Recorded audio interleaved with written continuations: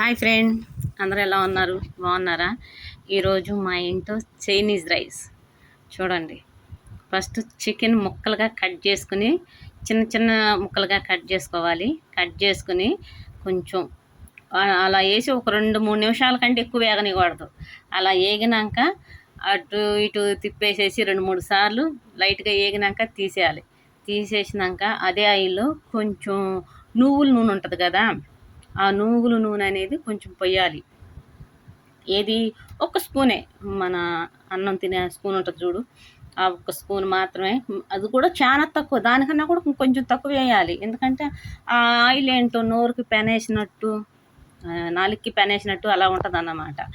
దానికి కోసం కొంచెం తక్కువగానే వేసుకోవాలి. కొంచెం తక్కువ వేసుకుని ఈకని ఉల్లిపాయ మెత్తగా వేగాలి. అంటే మాడకూడదు, బ్రౌన్ కలర్ కూడా రాకూడదు.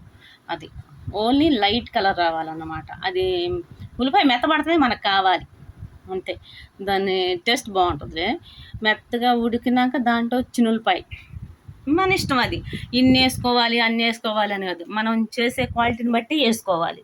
కొంచెం కొంతమంది చిన్నులపాయ ఎక్కువ తినే వాళ్ళు ఉంటారు కదా, స్పైసీ బాగుంటుందని, దానికోసం 2-3 వేసుకుంటారు. వీళ్ళు కొంచెం స్పైసీ తక్కువ కదా, దానికోసం నేను 2-3 వేసాను అంతే. అది ఇద్దరికే, 2% మాత్రమే అది నేను తయారు చేసింది.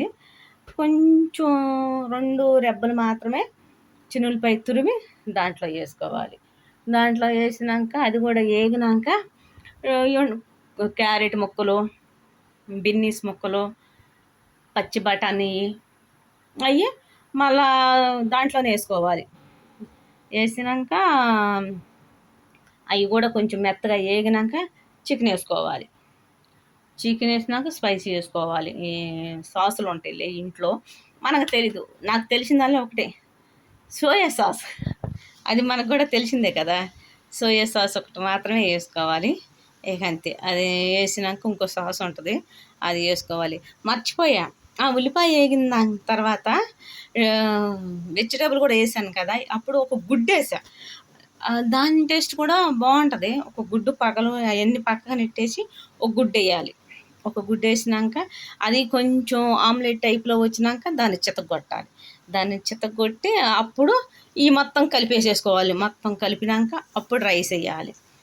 అవును, నేను అలాగే చేశాను. ఇంక మీకు ఎవరికన్నా ఇంకా వేరే వెరైటీ ఏమైనా వస్తే నాకు కామెంట్ చేయండి ప్లీజ్, నేర్చుకుంటాను నేను కూడాను, సరేనా? అదే నేర్చుకోవాలనుకుంటున్నాను నేను కూడాను. కొంచెం మనం కూడాను ఈ ఫుడ్ అనేది నేర్చుకోవాలబ్బా, చాలా బాగుంటుంది. అదే మనకు అనుకో పచ్చివాసన వచ్చి మన వాళ్ళు తినరు. ఏంది పచ్చివాసన వచ్చింది అంటారు, అది తినరు. కానీ ఇటోళ్ళు మాత్రం మంచిగా తింటారు. మా ఇంట్లో ఈ ఫుడ్ అయితే వారానికి వచ్చి 2 సార్లు 3 సార్లు అని వండుతాను నేను.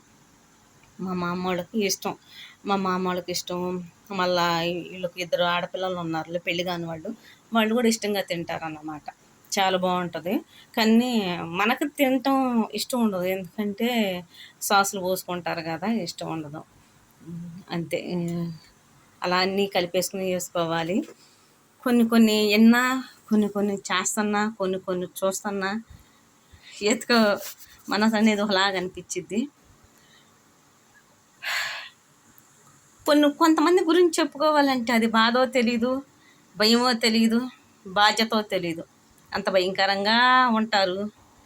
ఏమన్నా చెప్దామంటే అదిగో మా గురించే చెప్పారు, ఆ కంటెంట్ మా గురించే మాట్లాడారు అంటారు. మా జీవితంలో కూడా కొన్ని చెప్పుకోలేము, కొన్ని వినాలేము, కొన్ని చూడాలేము, అన్ని బాధలు ఉంటాయా? ఎందుకు ఒక ఆడ మనిషి తన కష్టం అది పడుతున్నారు కదా, వాళ్ళ బాధలు వాళ్ళు పడుతున్నారు అని వదిలేసుకోవాలి కదా. ఎందుకు అదే టార్గెట్ పెట్టుకొని అదే పట్టుకొని ఏడ్చుకోవటం?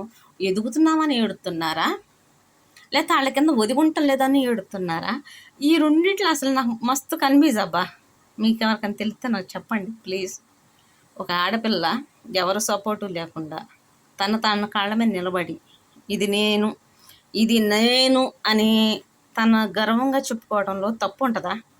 లేదు కదా. తప్పు చేసినా ఒప్పు చేసినా తన కాళ్ళ మీద తను నిలబడుతుంది. దాని గురించి ఎందుకు ఆ సబ్జెక్ట్ ఆలోచించడం? ఏదన్నా తప్పు చేసిందంటే తప్పే చేసింది, తప్పు మాత్రమే చేసింది, తప్పు వెనకాల ఉండే రీజన్ ఎందుకు ఆలోచించడం? అది కూడా ఆలోచించాలి కదబ్బా. సరైన మొగుళ్ళు దొరికితేనేమో ఆలోచించం కదా, చెయ్యరు కదా. పోనీ తప్పే చేస్తే ఆలోచించరు కదా. కొన్ని వినాలి, కొన్ని చూడాలి, కొన్ని అనుభవించాలి, కొన్నిట్లో అనుభవం రావాలి. నాకు తెలిసి నేను అది అనుకుంటున్నాను. నా మాటలు ఏమన్నా తప్పుంటే సారీ, ఏమనుకోవద్దు. ఎందుకంటే గుండెల్లో బాధ గొంతులో కన్నా చెప్పుకుంటే, గొంతు ద్వారా అన్న తెలుపుకుంటే ఏమన్నా తీరుతుందేమోనని. నేనైతే ఎవరికి చెప్పుకోలేను, ఏం చెయ్యలేము. ప్రజెంట్ అలా ఉంది మా సిచ్యువేషను. మీరైతే నేర్చుకోండి అబ్బా. ఫుడ్ బాగుందా? ఓకే, తిట్టుకోబాకండి. ఎలా ఉంది? చైనీస్ రైస్ బాగుంది కదా. వచ్చేయండి తినేద్దాం. కానీ దాంట్లోకి ఏముండదు, కళ్ళని ఒకటి ఉంటుంది. మనకి వెజిటేబుల్ కడుగుతాం, అది కడిగేది పోసి 2 పచ్చిమిరపకాయలు కట్ చేసుకుని దాంట్లో వేసుకుని